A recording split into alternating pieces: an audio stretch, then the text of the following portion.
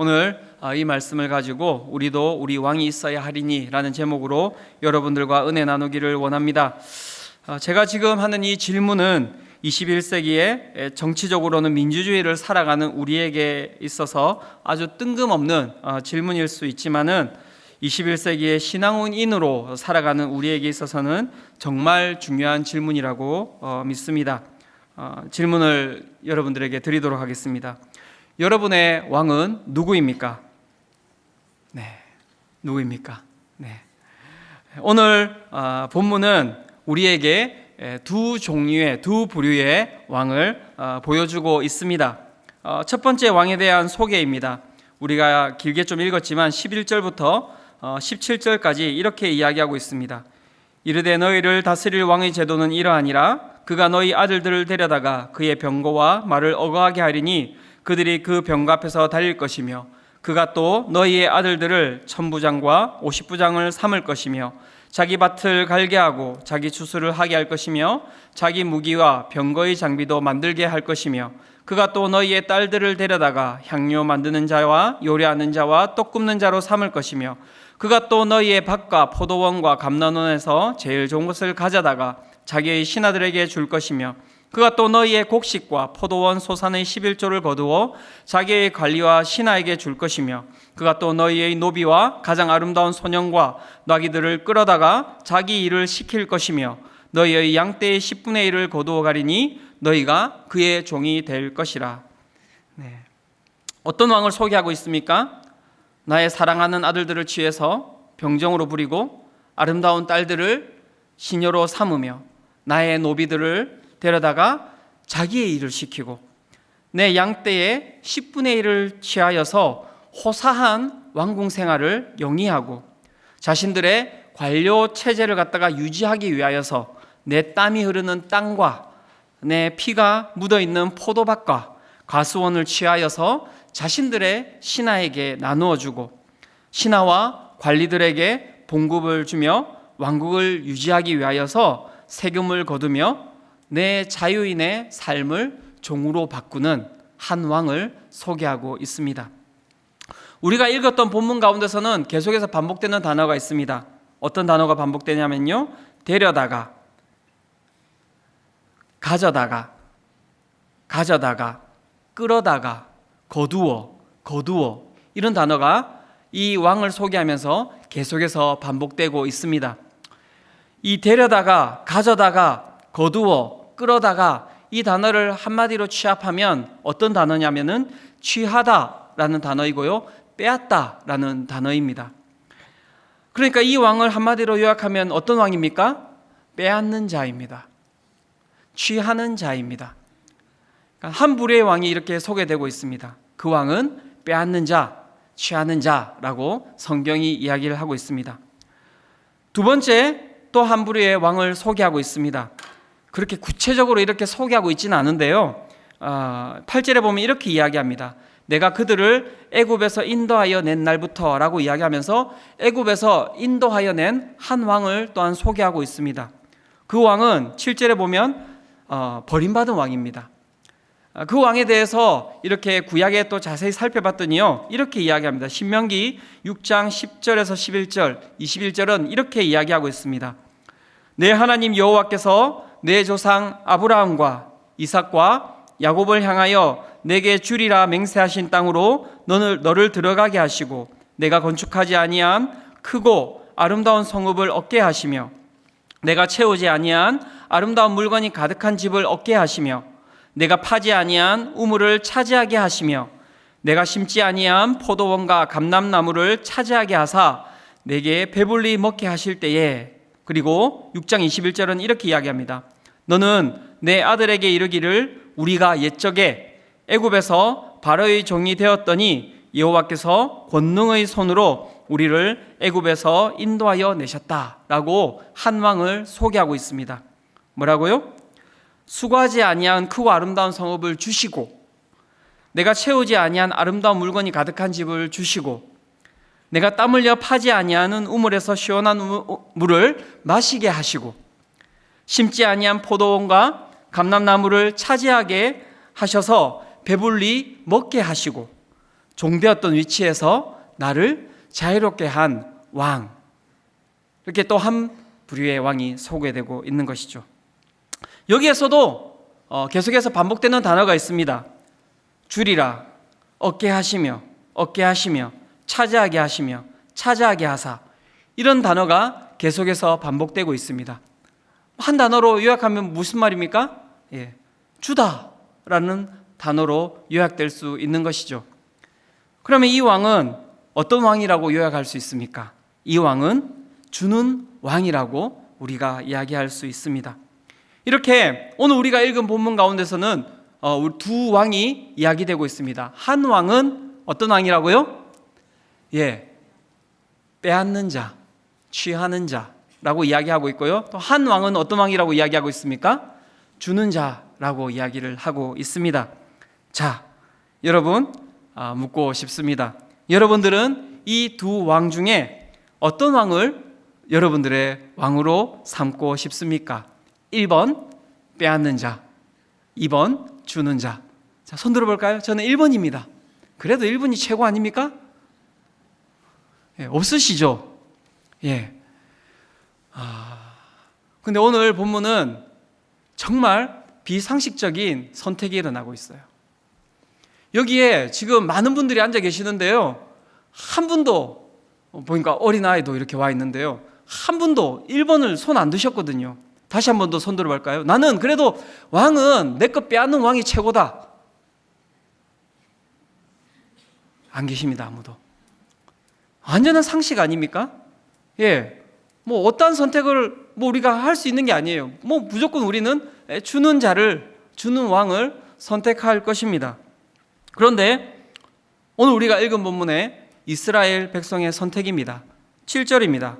7절 같이 한번 읽어보도록 하겠습니다. 자, 시작.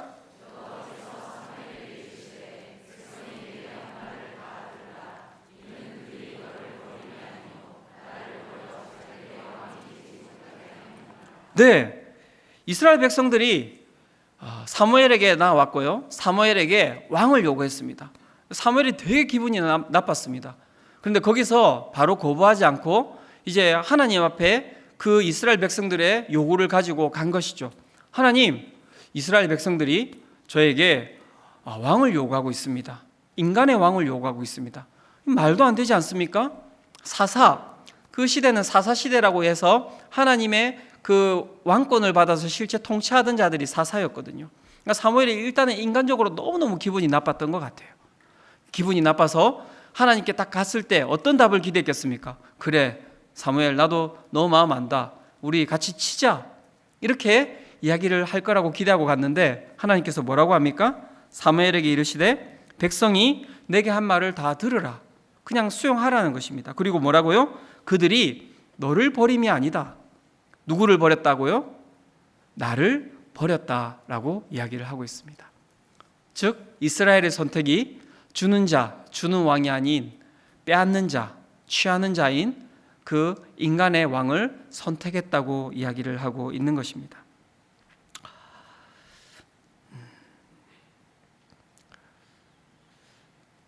이스라엘 백성들은 왜 하나님이 아닌 그렇게 인간의 왕을 선택했던 것일까요? 궁금하시지 않습니까? 저도 되게 궁금했습니다. 이 본문을 읽으면서 너무나 상식적인데 분명히 2번을 선택해야 되는데 왜 이스라엘 백성은 1번을 선택했던 것일까요? 첫 번째 본문은 이렇게 이야기를 하고 있습니다. 8절입니다. 같이 읽겠습니다. 자, 시작. 내가 그들을 애굽에서 인도하여 낸 날부터 오늘까지 그들이 모든 행사로 나를 버리고 다른 신들을 섬긴같이 내게도 그리하는도다. 이스라엘 백성들이 인간의 왕을 선택한 이유에 대해서 하나님께서 사무엘에게 뭐라고 설명하고 있습니까? 내가 그들을 애굽에서 인도하여 낸 날부터 오늘까지 그들이 모든 행사로 나를 버리고 모든 일이 있는 이벤트가 있는 것 가운데서 나를 갖다가 버리고 다른 신들을 섬겼다. 그러니까는 애굽에서 종되었던 애굽에서 나와서 지금 사무엘의 시대까지 오는데 그들이 한 번도 어차피 모든 행사 가운데 나를 선택한 적이 없었다, 이렇게 이야기를 하고 있는 거예요. 몇백 년 동안 이들의 선택은 하나님이 아니라 어땠다고요? 항상 다른 신들에 대한 선택이 있었다고 이야기를 하는 것이죠. 제가 봤더니, 그래서 성경을 봤더니 정말 재밌어요. 그 이벤트가, 그 행사가 일어날 때마다 그 이스라엘 백성들의 그 행위가, 그 모습이 일관성을 가지고 있습니다. 정말 신실하게 변하지 아니하고 동일한 모습으로 그 여호와 하나님을 대하는 것을 볼 수가 있습니다. 출애굽기 16장 2절에서 3절입니다. 출애굽하고 나서 이 바로 터진 사건입니다. 어마어마한 사람들이 출애굽을 한 것이죠. 그랬더니 광야에 나왔더니 뭐가 없습니까? 먹을 게 없어요. 먹을 게 없을 때 이스라엘 백성들이 이제 그 모세 앞에 또 여호와 하나님 앞에 이렇게 이야기를 한 것이죠. 뭐라고 이야기합니까? 이스라엘 자손 온 회중이 그 광야에서 모세와 아론을 원망하며 이스라엘 자손이 그들에게 이르되 우리가 애굽 땅에서 고기 가마 곁에 앉아 있던 때와 떡을 배불리 먹던 때에 여호와의 손에 죽었더라면 좋았을 것을 너희가 이 광야로 우리를 인도해내어 이 온 회중이 줄여 죽게 되었다, 이렇게 이야기를 하고 있어요. 그죠? 그들 앞에 중요했던 건 무엇입니까? 종이라도 괜찮아요. 종이라도 괜찮으니 뭐가 중요하다고요? 고기 가마. 가마 중에 최고 가마는 고기 가마인 것 같습니다. 예. 그죠? 맞고 빼앗기고 그 다음에 넘어져도 고기 가마 하나라면 거뜬합니다. 이런 것 같아요. 그러니까 고기 가마 곁에 또 떡을 배불리 먹던 그때에 차라리 그렇게 놔두지, 거기서 차라리 우리를 죽여버리시지, 왜 우리를 여기까지 끌고 와서 이렇게 우리를 고생시키십니까? 무엇에 대한 선택입니까? 여호와가 좋습니까? 고기 가마가 좋습니까? 그죠? 고기 가마가 좋은 거예요, 지금. 그게 이스라엘의 선택이었어요. 출애굽기 32장으로 가면요, 그 황금 송아지 사건이 나옵니다. 모세가 어디에 갔습니까? 하나님께 이제 십계명을 받으러 시내산에 올라갔죠. 안 내려와요. 안 보이는 거예요. 그랬더니 어떤 일이 일어나고 있습니까? 1절입니다. 백성이 모세가 산에서 내려옴이 더딤을 보고 모여 백성이 아론에게 이르러 말하되 일어나라, 우리를 위하여 우리를 인도할 신을 만들라. 이 모세 곧 우리를 애굽 땅에서 인도하여 낸 사람은 어찌 되었는지 알지 못함이니라. 그러면서 어떻게 합니까? 자기들이 가지고 있는 모든 황금을 다 모아서 황금 송아지를 만들죠. 그리고 그것이 무엇이라고요? 우리가 믿는 신이라고 이야기를 하고 있는 거예요. 모세가 없어졌을 뿐인데, 아니요, 안 내려오는 것도 아니에요. 죽은 것도 아니에요. 더디게 오고 있을 뿐인데. 민수기로 넘어가면요, 이 매일마다 만나만 먹다 보니 이 정말 이스라엘 백성들은 고기를 좋아하는 사람들인 것 같습니다. 고기가 고팠어요. 그래서 어떤 일이 생깁니까? 메추라기 사건이 생깁니다. 민수기 11장 4절에서 6절입니다. 같이 한번 읽어보도록 하겠습니다. 자, 시작.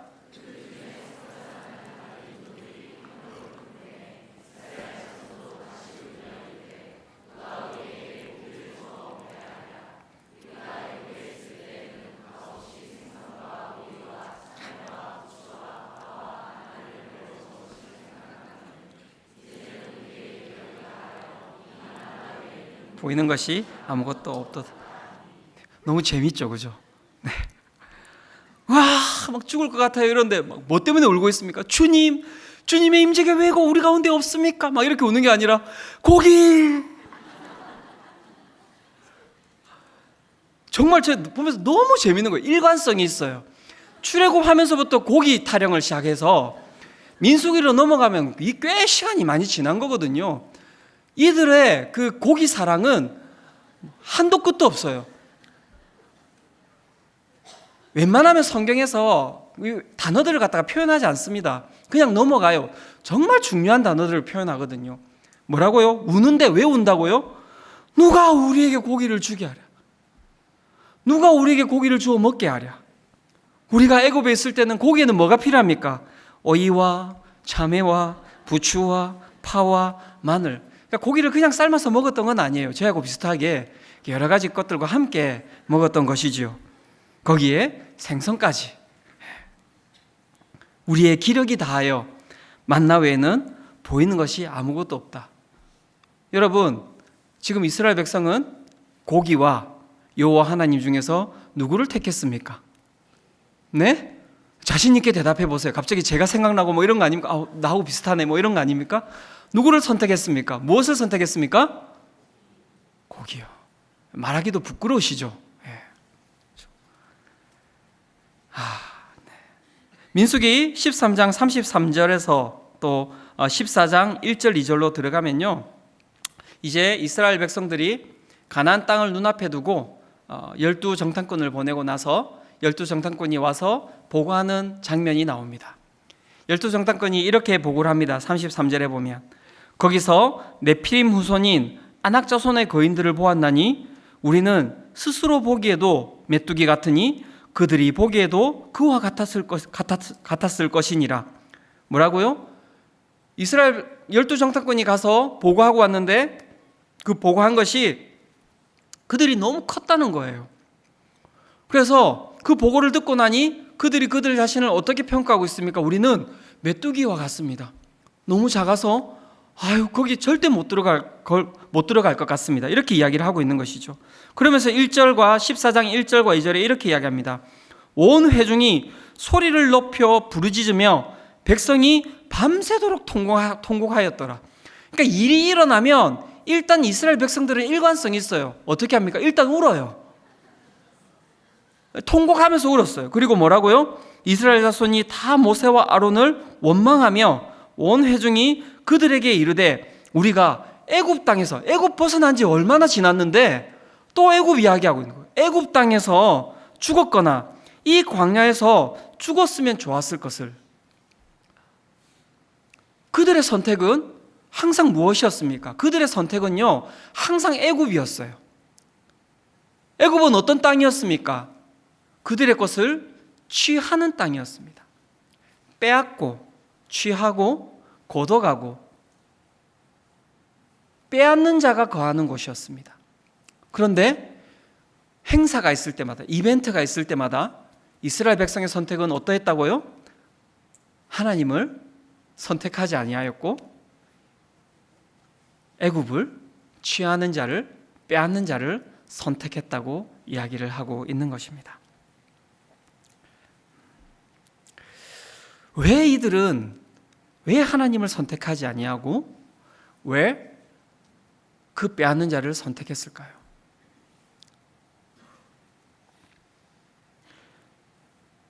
그들의 선택 가운데 있었던 것은 무엇입니까? 그것은 바로 눈앞에 보이는 것입니다. 확실성이라고 이야기하는 것입니다. 내 눈앞에 보이는 것, 내가 손에 지금 잡을 수 있는 것, 지금 내 입에 넣을 수 있는 것, 그 확실성을 그들이 붙들었던 거예요. 애굽에서 나와서 그들이 자유자가 되어서 하나님과 함께 동행하며 나왔지만 곳곳마다 그들에게 펼쳐져 있었던 것은 무엇입니까? 불확실성이었습니다. 확실성이 우리에게 주는 것은 무엇입니까? 안정감이에요. 눈앞에 보이는 것은 우리에게 안정감을 주는 거예요. 즉, 그들이 선택했던 것은 무엇입니까?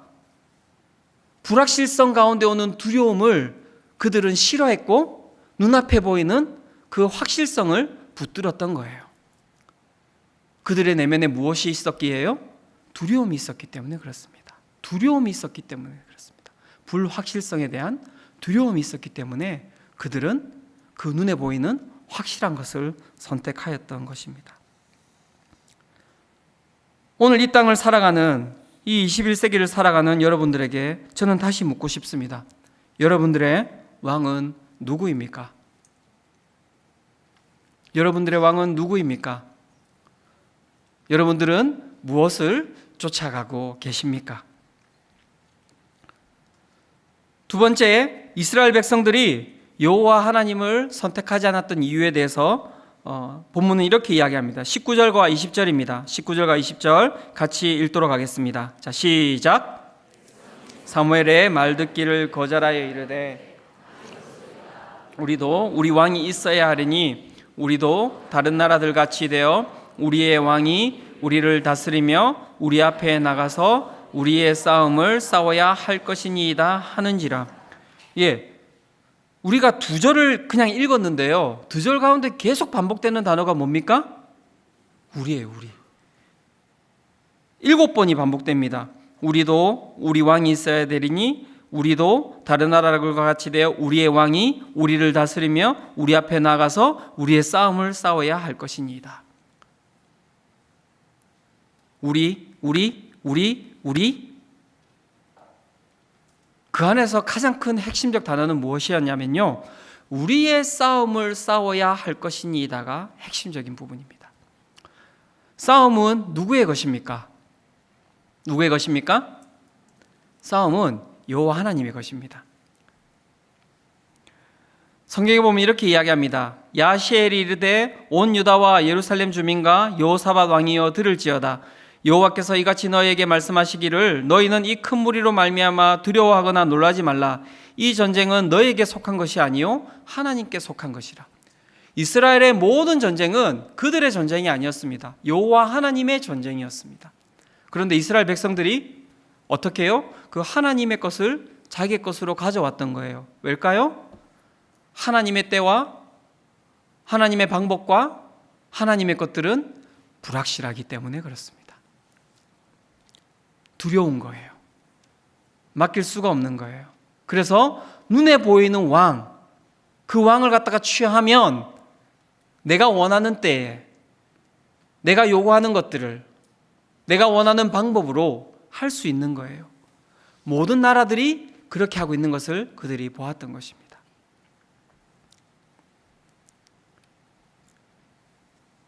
이들 가운데 이들이 여호와 하나님을 선택하지 않았던 가장 큰 원인은 무엇입니까? 그것은 바로 두려움입니다. 두려움. 다른 이유가 아니에요. 보이지 아니하는 것에 대한 두려움. 그래서 그들은 보이는 것을 쫓아갔던 것입니다. 오늘 이 땅을 살아가는 우리들은 어떻습니까? 우리는 무엇을 붙들면서 살아가고 계십니까? 오늘 하루 여러분들이 선택한 그 모든 것들 가운데서는 어떠한 왕이 여러분들의 선택에 영향을 미쳤습니까?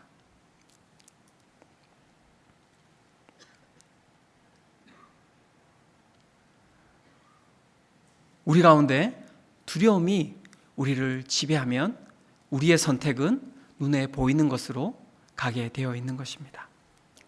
그러면 어떻게 하면 진정한 왕 대신 하나님을 우리가 선택할 수 있겠습니까? 요한 1서 4장 16절에서 18절은 이렇게 우리에게 말씀해 주고 있습니다. 같이 읽도록 하겠습니다. 자, 시작. 우리를 사랑하시는 사랑을 우리가 알고 믿었느니 하나님은 사랑이시라. 사랑 안에 거하는 자는 하나님 안에 거하고 하나님도 그의 안에 거하시느니라. 이로써 사랑이 우리에게 온전히 이루어진 것은 우리로 심판날에 담대함을 가지게 하려 함이니 주께서 그러하심과 같이 우리도 이 세상에서 그러하니라. 사랑 안에 두려움이 없고 온전한 사랑이 두려움을 내어쫓나니 두려움에는 형벌이 있음이라. 두려워하는 자는 사랑 안에서 온전히 이루지 못하였느니라. 아멘. 우리가 진정한 왕을 선택할 수 있는 길이 어디에 있다고요? 사랑 안에 거할 때 우리는 진정한 여호와 하나님을 선택할 수 있는 길로 나아갈 수 있는 것입니다. 두려움은 우리가 가지고 있는 지혜로 이겨낼 수 있는 게 아닙니다. 두려움은 우리가 가지고 있는 부로 이겨낼 수 있는 게 아닙니다. 우리가 가지고 있는 명예와 우리가 가지고 있는 권력으로 두려움을 이겨낼 수 있는 게 아니에요. 그런데 많은 사람들은 확실성을 위하여서 그 두려움을 쫓아내기 위하여서 무엇을 추구합니까? 돈과 명예와 권력을 추구합니다.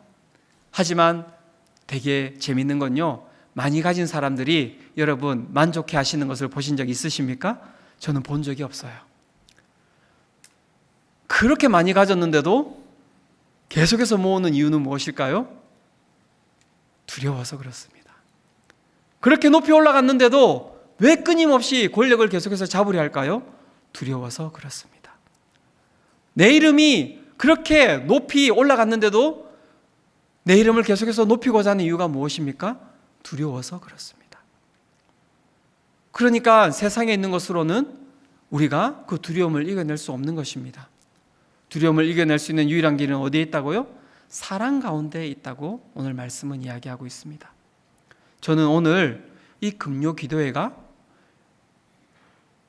그 하나님의 사랑이 임재하시는 금요 기도회가 되시기를 축원합니다. 이 이야기를 하고 마무리를 하려고 합니다. 작년의 일이었습니다. 이제 수요일이었던 것 같습니다. 하루의 일과를 다 마무리하고 수요 예배를 드리고 이제 사무실로 이렇게 들어왔습니다. 저희 교육자들이 있는 사무실이 한 40명 넘게 쓰는 공간이니까요, 엄청나게 큽니다. 엄청나게 큰 공간인데 딱 이제 끝나고 예배 드리고 이제 다 집에 가고 이제 저 혼자 앉아 있는 거예요. 그 큰 공간에. 하루의 일과를 갖다가 바쁘게 마무리하고 이 그 큰 공간 가운데 저 혼자 앉아 있으니까 제 마음 가운데 여러 가지 생각이 드는 겁니다. 가장 큰 것은요, 두려움이에요. 두려움. 저도 목사지만 제 마음 가운데도 항상 두려움이 있습니다. 내일은 무엇을 먹어야 할까? 무엇을 입어야 할까? 무엇을 마셔야 할까? 내일 수많은 성도들을 또 만나야 하는데 나는 할 말이 없는데 어떻게 만나야 하나? 우리 가족들은 어떻게 되는 것일까? 수많은 두려움들이 제 가운데 항상 가득합니다. 저희 부모님이 제가 목회를 시작할 때 하셨던 말이 있거든요. 밥은 먹고 살겠니?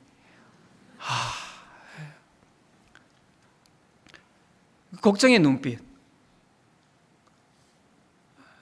그 걱정의 눈빛이 제 가운데도 두려움으로 가득 차 있습니다.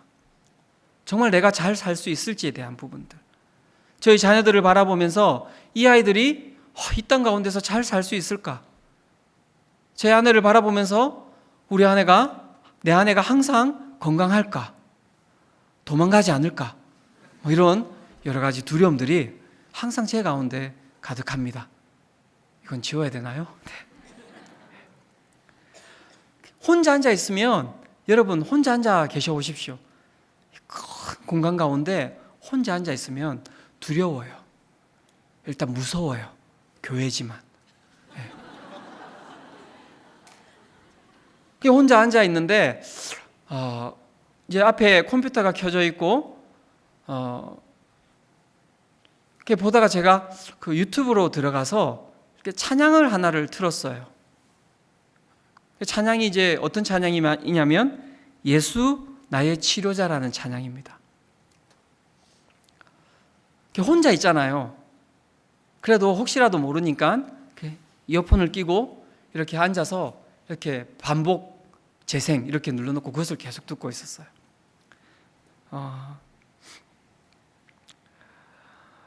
가사가 이렇습니다. 예수 나의 좋은 치료자, 그대 눈이 머무는 곳은 나의 슬픔과 고통, 고개를 들어 그의 눈을 볼 때에 난 알았네. 예수 나의 좋은 치료자. 예수 나의 좋은 치료자. 그의 손길이 닿는 곳은 나의 상처와 아픔, 영원히 흐를 것 같았던 눈물 다 멎었네. 예수 나의 치료자. 나 노래하리라. 천한 나를 돌아보신 구세주를 찬양해. 하늘 닿는 곳까지 내 손 들리라. 예수 나의 치료자. 가사가 들려오는데요, 저는 여러분들이 찬양을 갖다가 한 3, 40번 이렇게 반복해서 들어보시기를 바라요. 그래서 계속 반복해서 듣는데 갑자기 눈물이 터지는 거예요. 저 혼자 있는 공간이잖아요. 그래도 혹시라도 누가 있을까 몰라서 이를 악물고 이렇게 막 오열했어요. 나중에 한 사실이지만 우리 교회에 온 지 2달밖에 안 된 목사가 그 저 끝에서 말도 못하고 앉아 있었어요.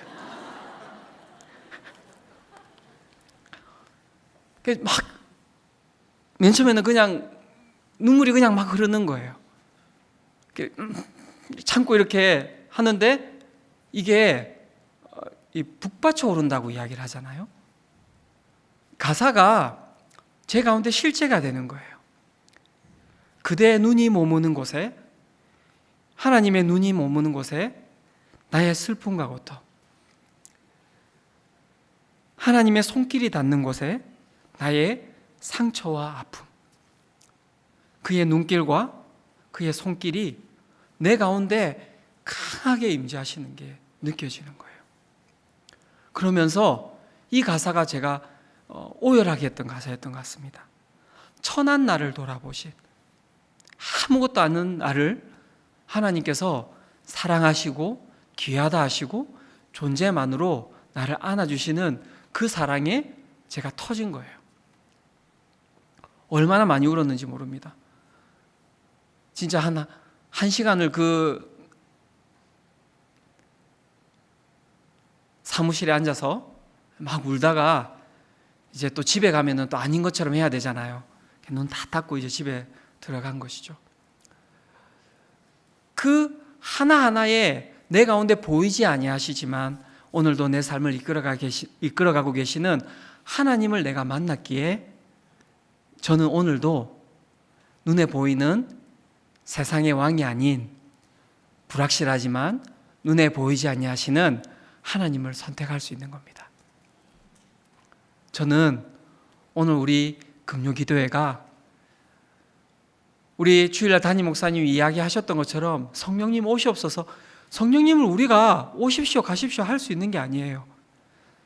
제가 간절한 마음으로 기도하며 나아갔던 것은 하나님, 천한 우리를 긍휼히 여겨주셔서 오늘 은혜 주실 수 있으시다면 오늘 이곳에 찾아오셔서 제가 만났던 그 하나님의 사랑의 손길을 오늘 이곳에 있는 우리 모든 성도들이 경험하게 하여 주시옵소서. 그 마음으로 나왔습니다. 하나님이 이 천한 나를 만나 주셨어요. 여러분, 그러면 여러분들도 오늘 이곳 가운데 만나 주시리라고 저는 믿습니다. 오늘 우리가 찬양하며 기도하며 나아갈 때 기대하며 나아가십시오. 하나님, 저 정말 밝은 사람이에요. 그런데 하지만 제 마음 가운데 있는 외로움, 제 마음 가운데 있는 두려움, 제 마음 가운데 있는 불안함, 주님, 주께서 아시죠? 그 눈길로, 그 손길로 오늘 내 가운데 임재하여 주셔서 오늘도 나를 안아주시고 만나주셔서 눈에 보이는 세상의 왕을 선택하며 나가는 것이 아니라 눈에 보이지 아니하시지만 불확실하지만 두려움을 뛰어넘는 능력을 가지고 계시는 사랑이신 하나님을 만나고 선택하며 나가는 밤이 되게 하여 주시옵소서.